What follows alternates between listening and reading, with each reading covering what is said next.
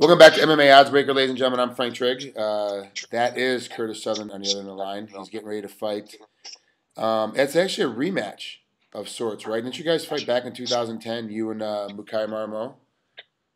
Yeah, we did. And what happened in 2010? Sorry that I kind of missed that. Oh, no worries. What happened in 2010 when you guys fought? I pretty much just subbed him in the first round with a triangle choke. It was a pretty quick fight. He was kind of an up-and-comer. I think he was undefeated at the time, and I had a little more experience, and I just went out, and I knew he was a good kickboxer, so I just went out and took him down right away and kind of got good position. He ended up actually sweeping me, and I threw an armbar on and transitioned to a triangle, and that was pretty much it. Sounds like simple and easy, quick. I'm looking at your record right now. It says it was at the 218 mark of the first round. That was back in 2010, and you went on a pretty good winning streak until just the last MFC back in February. You lost you got submitted by Jonas Novaes. How did that work out? And what happened in that fight that caused you to get caught up by that armbar? Well, actually, I'm I dominated the first two rounds easily. Not easily, but I was, winning in the striking and taking him down and kind of at will whenever I had the opportunity. And of course, he's a awesome grappler, jiu-jitsu black belt, and has lots of jiu-jitsu credentials. And so I didn't really want to play with him on the ground a lot, but just being a wrestler, I just took him down in the third round, and I was just trying to stay tight, and he actually, I don't know if I'm supposed to really talk about it because I'm kind of in the middle of an appeal with the commission. Oh, okay. Because he grabbed the inside of the cuff of my glove to pull me in for the armbar. So. Okay. Which is illegal. Grabbing the inside of the glove, is illegal. But, yeah, but a lot of us, myself included, when I get in that position, I will grab the inside of the glove and try to maneuver your arm around. But it's kind of, everyone does it. But you're right, it is an illegal move, even though it's kind of socially accepted by all fighters. Yeah. Well, we have it on video, and so.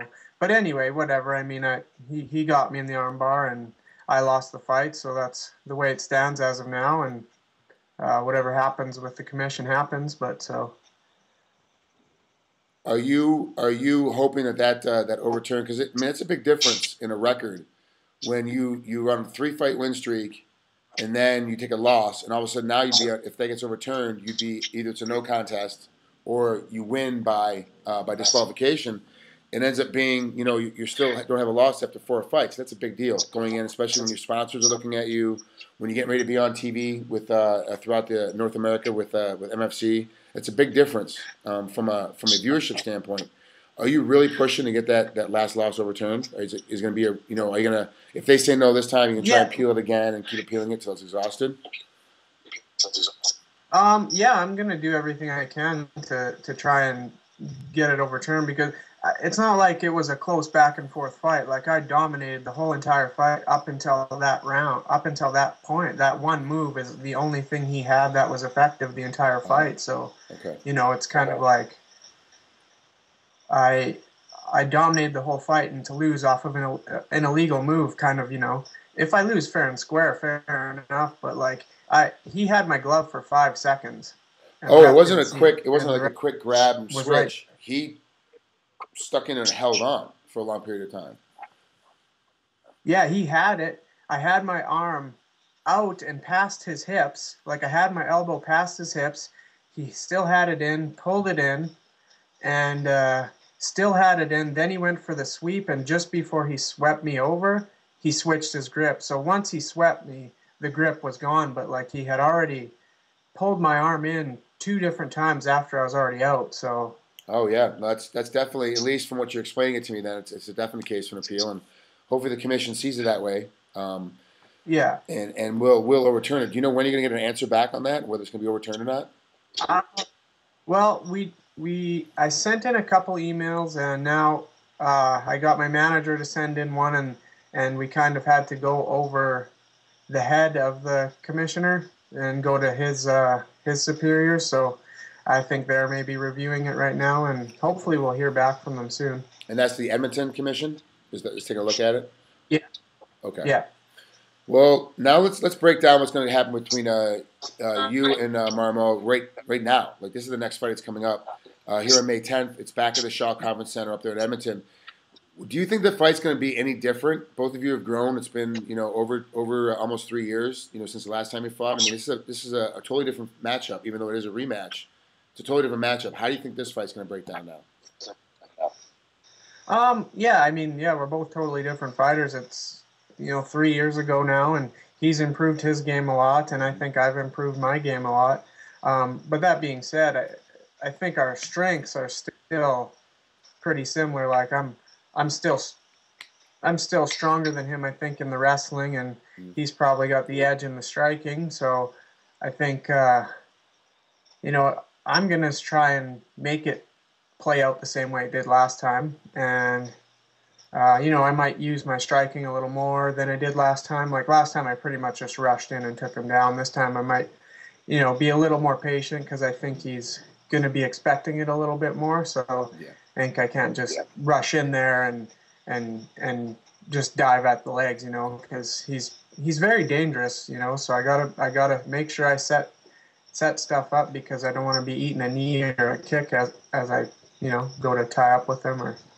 But I think my striking's probably closer to his level than he thinks. So, I mean, I've shown in my last couple of fights that I've improved a lot with my stand-up, and I have heavy hands. So if I land my punches, I can hurt him with that. So it's a very interesting matchup because he spent a lot of time working on his ground game as well. So in the first matchup, it was striker versus wrestler ground guy. This matchup, it's two better rounded fighters.